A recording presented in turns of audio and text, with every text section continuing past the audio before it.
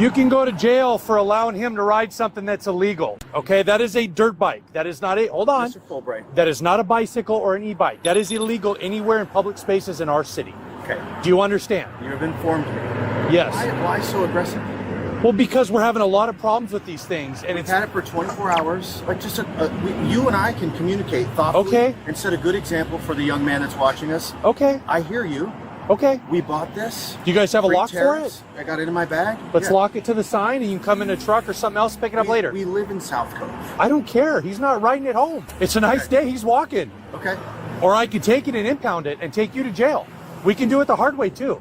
I have no problem locking up the bike. Then let's do it. I don't understand. I've been in this. Do you have any ID with you? I do. Let's see it, please. You got any student ID with you or anything, bud? No? Okay. Yeah, you don't need. This is your dad? Well, I'm going to get his information. That's fine. Okay. That's fine. We're doing a lot of things, man, on social media. We're getting the word out in a lot of different ways. Okay. Whether you're just dumbfounded and you had no idea and you thought that this was legal, that's why I'm a little bit upset, is because I'm upset that a parent's with him and thinking that it's okay. That's why I'm upset. Why would you think this is okay? Just tell me. Because we're driving 300 yards from our house up to PCC. Oh, because it's a short distance. That's why. Okay. So if I'm driving DUI from my driveway down here and it's like 100 yards, is that, hold on, is that okay? You and I both know we're not having the same conversation. It's okay until I hit somebody, and then it's a bad day, right? And then I go to jail and I hurt somebody else and their family. We both know the risk factors to that are drastically different. But do you get what I'm saying? Do you understand? It's a crappy excuse. I hear you. Crappy excuse.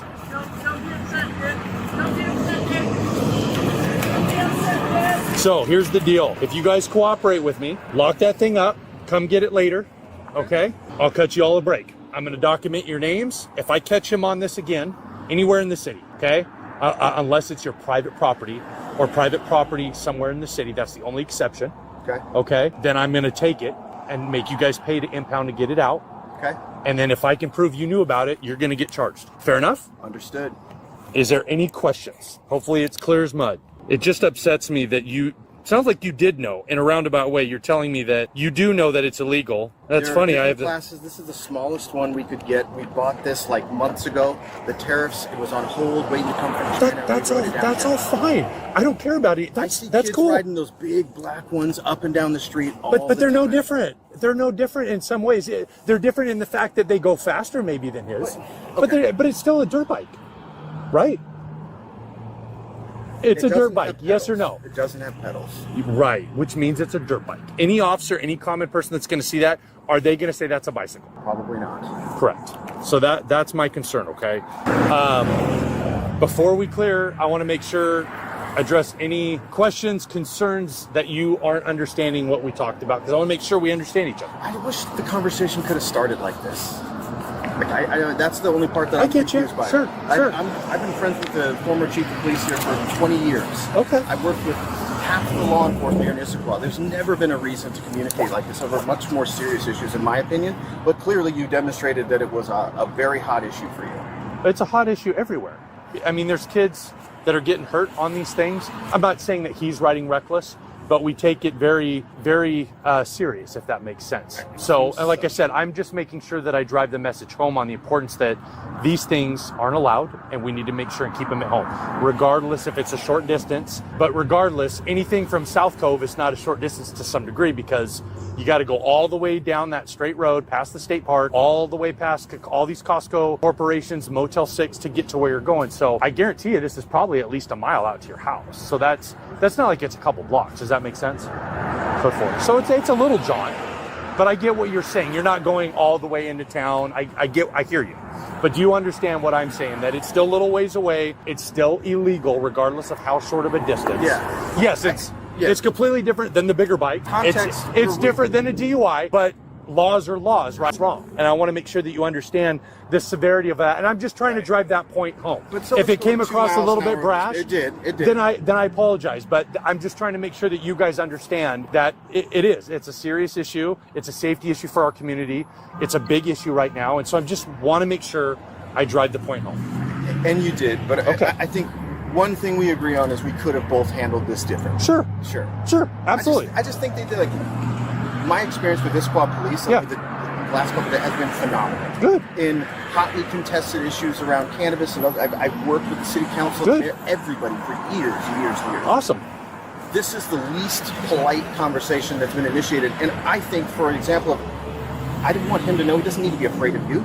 No, But and hopefully hopefully he's not afraid of me. Like, it doesn't feel good. It doesn't seem necessary. I got you. And I think there's context for these conversations. Sure.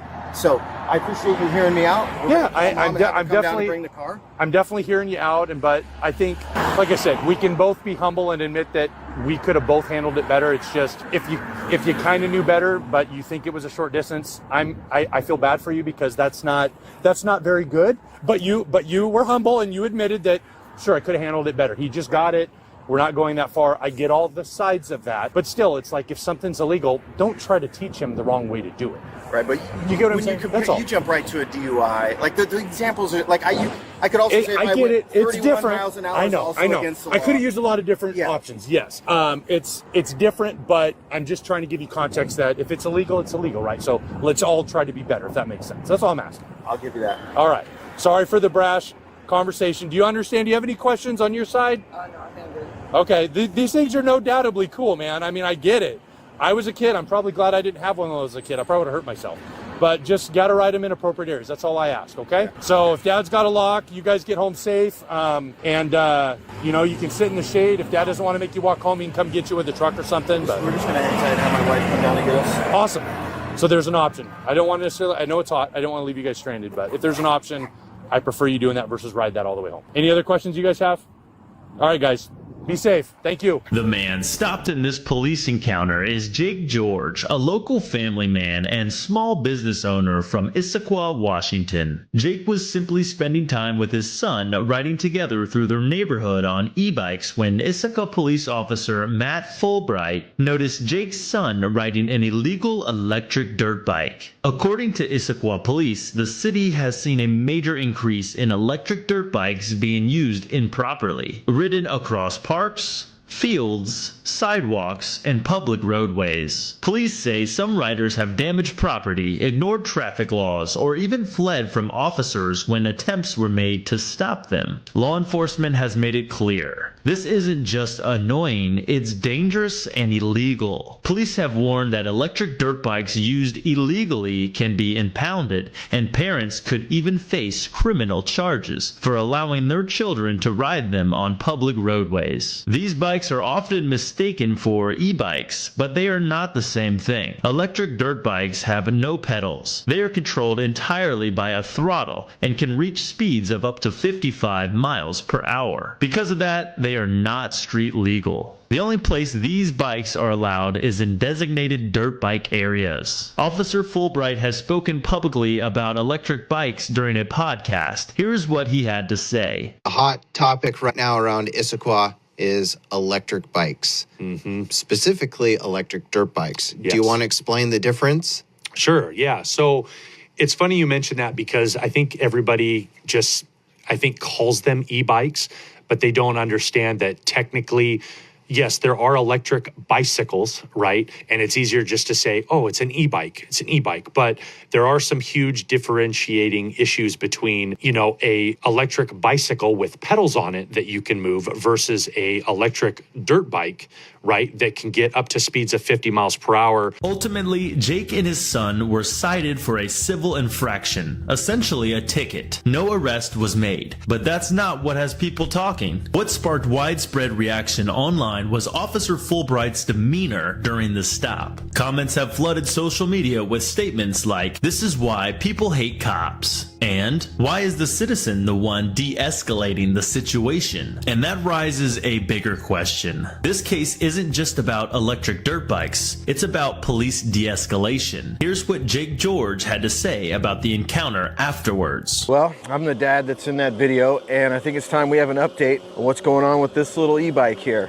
Chief of Police did call, and she apologized, which is great. She didn't exactly agree with all of the things we discussed, but she did apologize and acknowledge that the way her officer treated us was really crappy. So some areas where there's no question here is that it's not a crime. You can't take a person to jail, you can't impound the bike. It's just not a crime. It's a civil infraction. If this is deemed an off-road vehicle, well then, it's supposed to be off the road, but if it's on the road, it's still a civil infraction, which really means they can write you a ticket, and that really should have been the end of it. But I don't want to make this about Officer Fulbright, and I certainly don't want to make like maybe what might be one of the worst days in his professional career a representation of who he is as a person. I'm interested in asking the city and the mayor and the city council, the chief of police, to all get involved and clarify what the rules actually are. I want to know what the policy is. So we will start working with the city council and try to establish an ordinance that provides some clarity for parents. If it turns out we can't ride this on the street, okay.